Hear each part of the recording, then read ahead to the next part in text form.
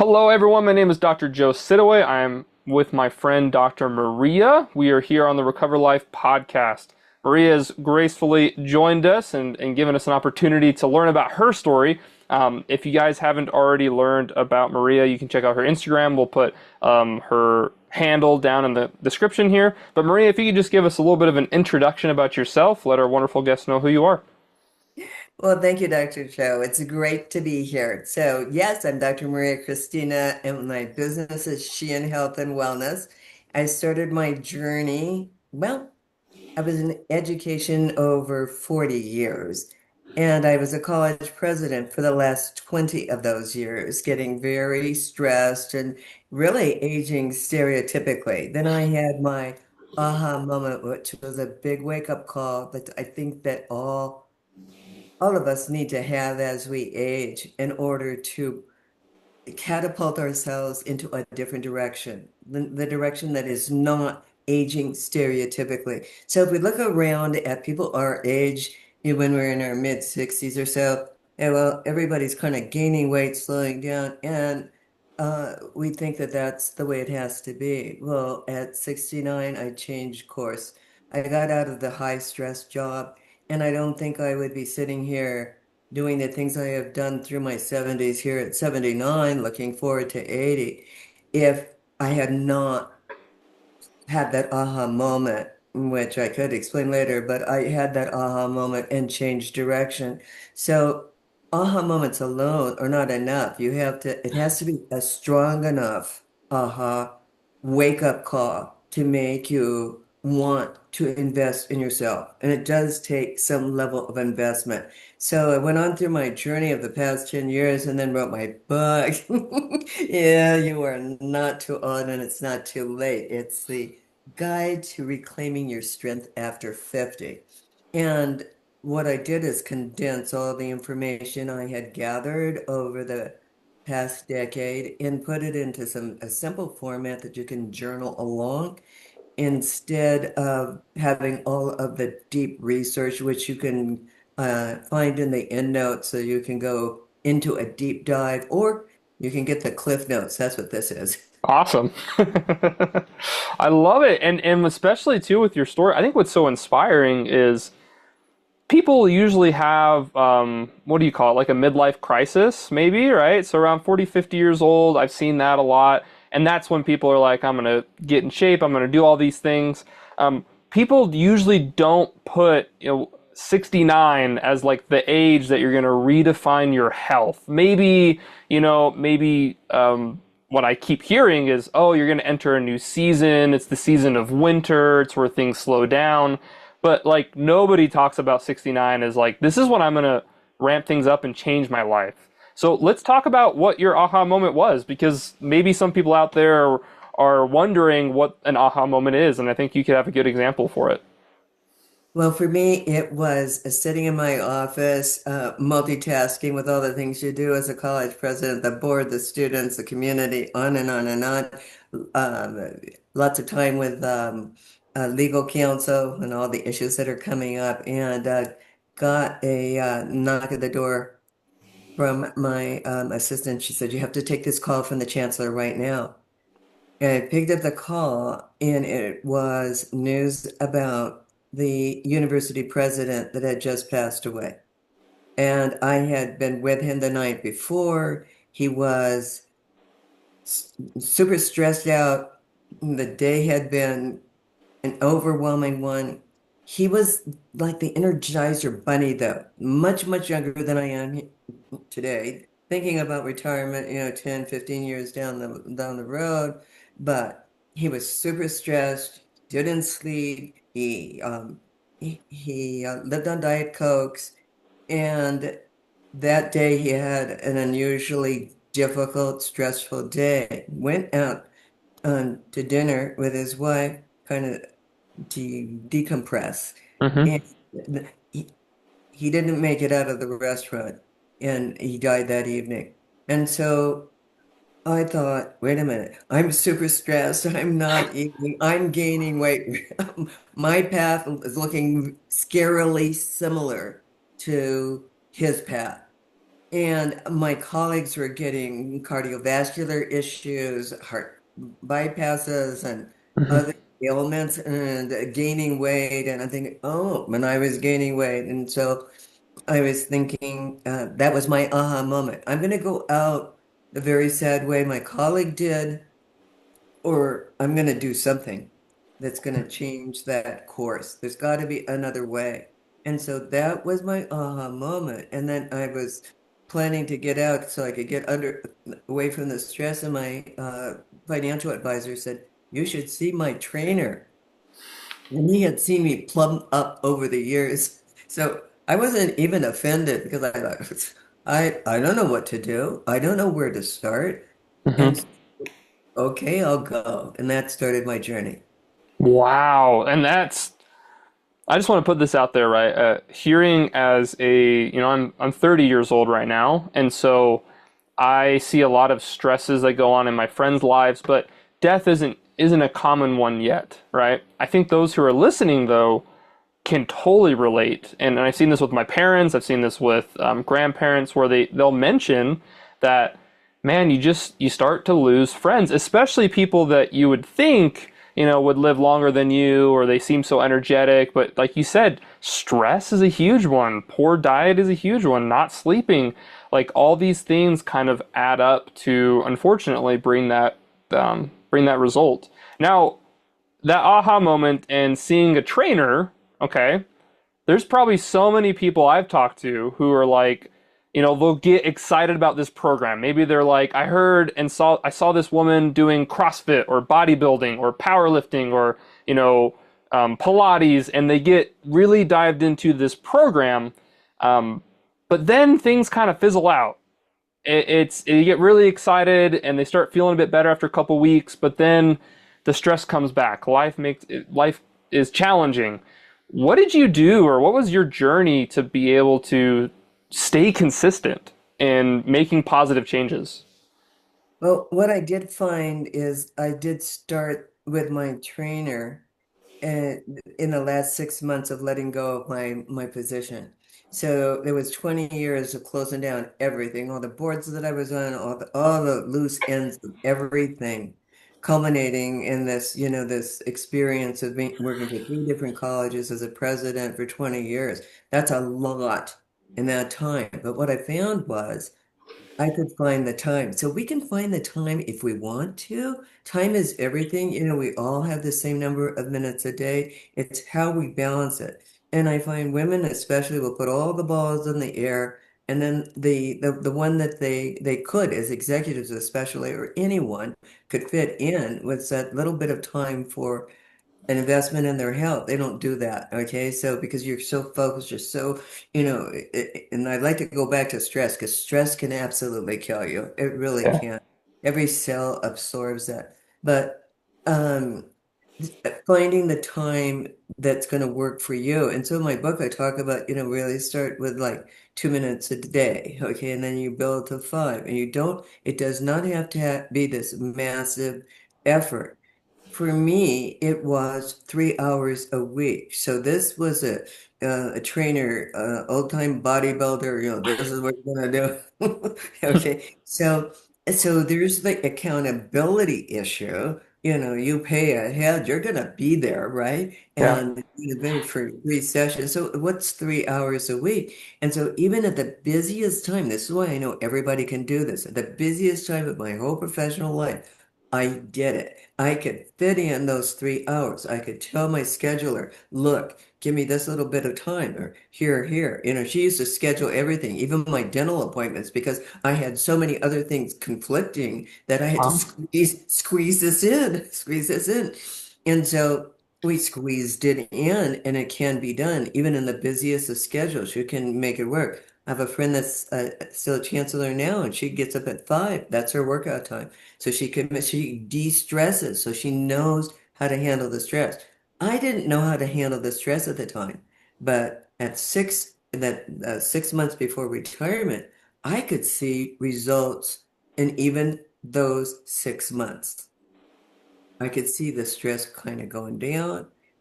Um, and I have had personal training practice here in Reno for a while. And with my ladies that I work with, they'd come in, oh, stressed from the day. They're busy executives, walk out feeling lighter, okay, feeling better, okay. So we know that uh, the body responds to heavy stress on the muscles. It really, the endorphins, the pleasure center of the brain goes firing up. You get more energetic and a better level of mood and low level, a lower level of stress. Totally. Well, and I've heard this from maybe is not as common of a thought now, but some people I've talked to have been like, well, how can I, when I have low energy, when I'm stressed out, how does it make sense to then go stress myself out with a workout? How does it make sense to put more energy out there? And what I tell people is, you are building a capacity, right? Like your glass is so full that if you jiggle around, that water is going to be spilling. When you go to exercise, when you eat good, when you sleep well, you get a bigger glass and it goes to a whole gallon jug so that you can slosh around and carry that weight way easier without worrying about things spilling out. Because yeah, um, it's the weirdest economy I've ever seen. Is when we go and we put more energy out, we get more energy back, and I think that's what you're describing there, and that's awesome. I love that analogy, and it's absolutely true. It's counterintuitive, though. We think that it won't work, and it absolutely does. Yeah. So then we did a little bit about your journey dealing with the stress and coming into personal training as a participant. How did you transition to competitions and being a personal trainer now? Tell me about that journey.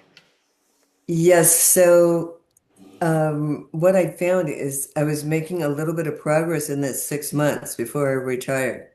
And I was getting stronger because the load that you're able to process gets you know you're getting stronger because you're heavier load, okay? But I wasn't seeing the body definition, the weight wasn't coming off.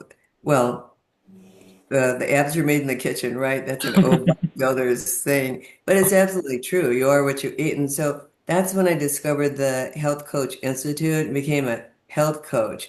That gave me the nutritional part as well as the psychology behind why we eat and when we eat and how we should be eating. I never knew there was a science of eating, but there really is. There's so much to that that we kind of dismiss. And, we're in this fast food, ultra processed, Oh yeah, supersizing. All of that is destroying their health. And, two-thirds of Americans today are overweight or obese. And we're raising fat children too. yeah. And what's sad is talking about the next generation. So I have a 5 year old, I have a 2.5 year old, and then they're both boys, and then I have a baby girl on the way. Right? Super Oh, excited. Yeah, it'll be end of September, early October is when she's coming to us. But as I look at, so I think about that a lot. I think about health and the next generations, and something that I've learned is that we can educate the masses as much as we want, but the culture of your upbringing really, you know, I don't want to say determines because you can always make choices as an adult as you go up to step away from it. But I feel like it determines for a little while your health. Like I had parents who, and they're still alive and they're still around, but I had parents who were at least somewhat health conscious. Now we did probably eat more fast food than we should and didn't do as much activity as we should, but we had those conversations and they exercised regularly and they tried to do, we got to eat some vegetables, we got to have fruits. And so at least there was some level of conversation about it, right? Um, right. Right. what my question is though is like, have you found um, any ways that you can positively influence those who aren't in your family? Maybe just those in the community. Has there been any stories that you've seen where you've helped women or helped families to be healthier? Well, I probably need to do more of that. And right now I am volunteering for a homeless shelter that gives meals out. Okay, Hmm. so and I'm looking at the meals and I'm thinking, oh no, no, what we're feeding these people, this is awful. It's nourishment, but it's just so poor quality. Yeah. Um, I do free talks around the community, and mostly women are interested in what I have to say. But we're marketed to in such a slick way. Everything can be labeled healthy, natural, non-fat, like that's going to help us at all. Yeah. Um, and sugar-free, and then of course there is a substitute manufactured, chemically manufactured sugar sub in there that's going to be worse for your microbiome almost than sugar itself. And so how I am concerned about this because, you go in any market today and with school starting, it's all junk food marketed as great for the kids. Yeah. Yeah. No, I agree. And something that I did want to ask is because you talked about like if for the audience there, if you go to Dr. Maria and you see her page, you're going to see a lot of big muscles, flexing while she's doing good workouts, right? Getting strong. But this diet and nutrition piece, that had to be very important for your competitions, right? Can you talk about maybe like what it was like entering competitions at your age, maybe what that looks like, and some of the positive lessons we can learn, even if we don't want to compete, but could still Right. use. Well, the reason I love competing so much is that you are in a community of like-minded people. You can look at everybody there and you know what they're eating. You're eating the same way. Now, I compete natural. So it's natural competitions, which means they test the competitors so that there's no, extras that they're ingesting. Um, and so there's a little, you don't have to be bone skinny for that. You have to have, just definition musculature. It has to look like you are a healthy person. And so that is what attracted me to it, is I was already going in that direction anyway. And the competition holds you to the highest standard. So alcohol, I'm sorry, that's out. Yeah. Okay. When you're in your prep, and so even today, now that's gone further for me because alcohol gives you nothing. Okay, it's detrimental. It's a toxin to the body. It's a lot of fun, but it does not do anything for you. So I am saying, gee, I want my 80s to go great. I don't think I'm going to be drinking much at all. And drinking for me was like one drink a weekend. I don't even need that anymore. So, the competition holds you to strict accountability to what you know you should be doing anyway, Hmm. but at its highest level. So there's no, slip in a muffin here, or a little piece of cake here. Yeah, Nothing. none of that. Now, deprivation um, on its own, and I talk about it in the book, it's not going to work. I mean, you can't have 100% deprivation. You have to be able to enjoy life. It's if you want to enjoy life every single day that it's going to be a problem. If you're Hmm. drinking every day, if you're having desserts every day, that is not going to work very well. Totally. Is there a rule of thumb that you like to follow with balancing deprivation versus enjoying? Yes, I'd like to be intentional. So if I want to have that glass of champagne, I'm thinking, okay, when do I want to enjoy that? At what occasion do I want to enjoy that? And now, because I don't do it frequently, it's even more enjoyable if I do it once. Or I know I'm going to go to a birthday celebration and there's going to be a cake. Well, and it's been 2 weeks or it's been 2 months since I've had a dessert. Okay, now I'm working up to that. I really enjoy that dessert. And every single bite is going to be even more delicious because it's a special treat. And so I really tell my clients just, you got to enjoy life, but just be intentional about when you're going to do something you know is not the best for your body. Hmm. And we know sugar isn't. We know flour isn't. We know that the artificial ingredients, these sweeteners, oh my goodness, they're terrible. And so we know what not to do, okay, on occasion that is not going to kill the body. Hmm. And And there are very few people that are able to drink and be 95 or 105. Say they drank every day. Oh, that's very, very rare. And I'm not going to roll the dice and think that maybe I can do that. I don't want to do that to my body. And I think that we have to be intentional Hmm. about what we're going to do in order to make the years ahead. So today is going to inform tomorrow. So I have longevity in my family, do not have health. Okay, so Mm. nobody wants to live longer in decline, and that's what they did. Okay, so I see that and I say, okay, what did they do? They were sedentary. Um, Flour, sugar, go-tos.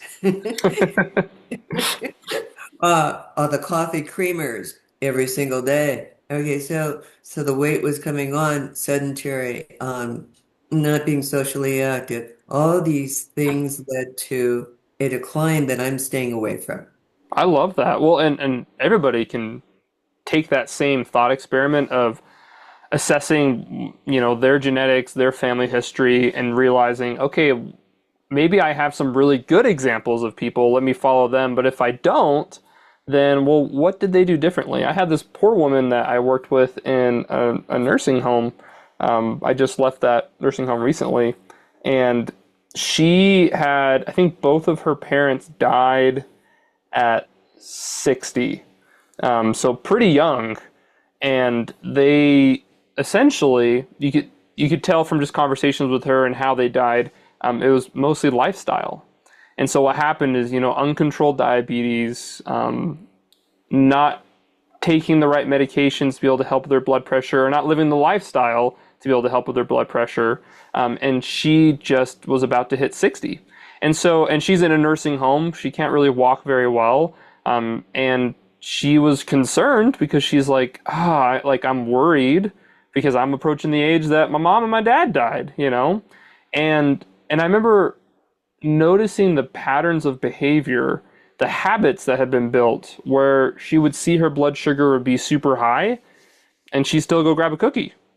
And I tried to help bridge that gap of just, hey, like I hope you realize that like these are the behaviors that cause, that early death, that cause that disability, that are causing your diabetes.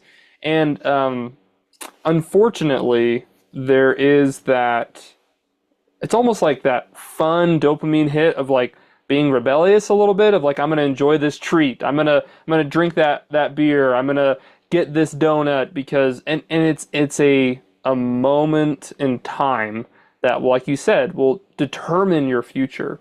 And so for those out there, this is not, I love that woman to death, and she is someone that I love spending time with, and I hope all the best for her. So no ill will or anything like that. And this isn't shaming anyone, but it does highlight that like our choices have consequences. So what can we do to build great habits? And I'm sure your book talks about this a little bit, but for someone who's in that, you know, negative feedback loop, what is a way that you would help them get out of those bad habits? So one thing is the thoughts that you have. Mm, So we have 30,000 thoughts that go through, 30 to 60,000 thoughts that go through our brains every single day. wow. Of that, 95% of them are repetitive thoughts. Okay, so I'm thinking, I want that donut, I want that donut. And then 85% of those are negative thoughts. So, I'm too old, I can't do it. Give me that treat, you know? So the first thing is recognizing, oop, catch yourself and and then decide, are you going to go with that thought or not? And where is that thought taking you? And then I think the other recognition is, now the researchers are saying like 85% of our health is lifestyle determined. You were just mentioning that. It's so Hmm. much, and I love going to the nursing homes, and it's so fascinating to see. So I did some presentations there, and I would always ask the one little gal comes up and she says, "Well, nobody's going to come."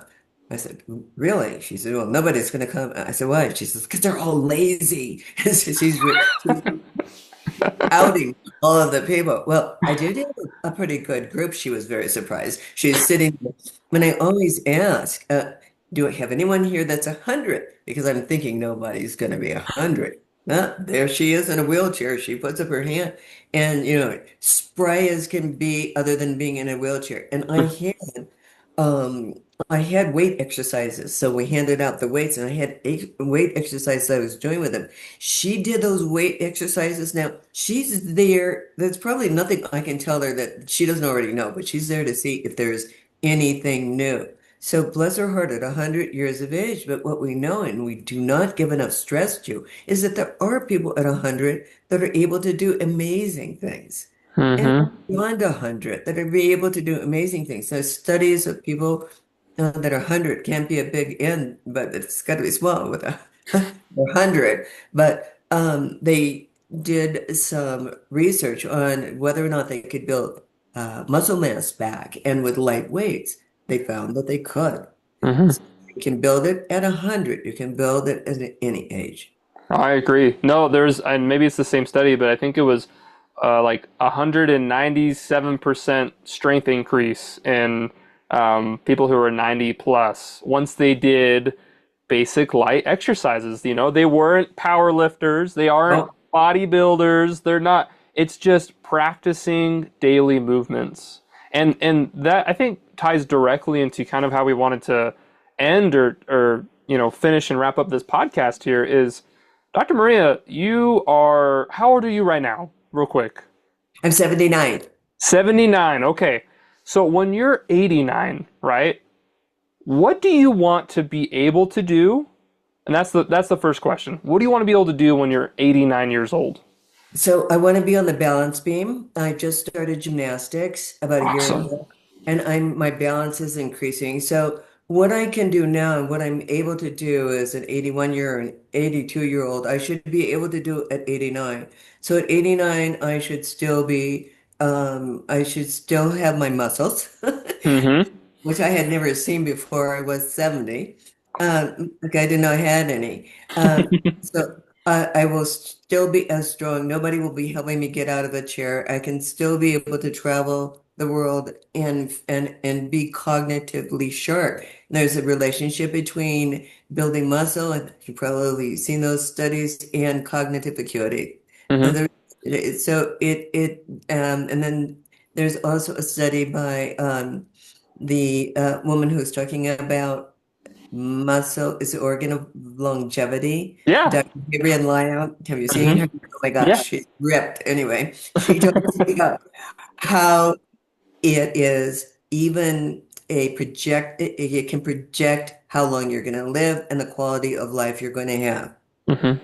Totally. Yeah, and for the brain, I know that someone was talking about whenever you do any kind of muscle contractions, but specifically when you're doing repetitive or high load contractions, you're getting BDNF or brain-derived neurotropic factor. And so it's one of those things where like the brain gets blessed, the muscles get blessed, everything in the body gets blessed. And so I love that that's your goal at 89 and that you started. I want like people listen to this. We are starting gymnastics.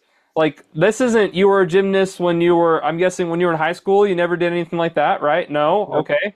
So no. now we are starting gymnastics. Like if you feel like it's too late, if you feel like you are quote unquote too old, the answer from Dr. Maria and her living proof is that you're not, that you can do these things. And I will tell you, the woman I was talking about who wasn't able to control her diabetes based on her habits and choices, she was not able to walk. And after working with her, we got her to where she could walk around the nursing home.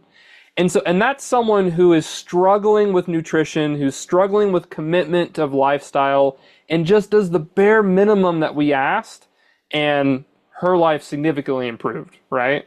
And so if you take that one step further, there's just so much that's available for you. I think this is somewhat implied, and you kind of answered it, but I like to ask at the end here. So that's your goal at 89. What would you say is your plan, or how are you going to accomplish that goal of being able to be on the balance beam and keep your muscles when you're 89? So what I'm doing today should be what I'm doing at 89. It's a journey that has no destination. My trainer likes to say that. And Oh, then I like that. it's true. Okay, you have to keep it going. Jack LaLanne, who was one of the first gurus of fitness, way before your time. Okay, black and white TV. Anyway, um, he was doing things up until the day he died, and I see these active super agers. They're in their late 80s, 90s, and 100. And they are active right up to the day that they die. So they have a good quality of life, which is what we all want. And I love what you said about the bare minimum. It doesn't take that much. Hmm. It really doesn't. It's just the consistency of what you eat, how you move, and how you think. That's awesome. Dr. Maria, thank you for joining us on here. This has been an awesome conversation. I hope that we get to talk again in the future. Go ahead and show up just for the video on here, your book real quick again, and then we can. So you are not too old and it's not too late by Dr. Maria. We're going to go ahead and put a link to that hopefully here in the description. And we look forward to talking to you again. Thanks for joining us today. It's been a pleasure. Awesome.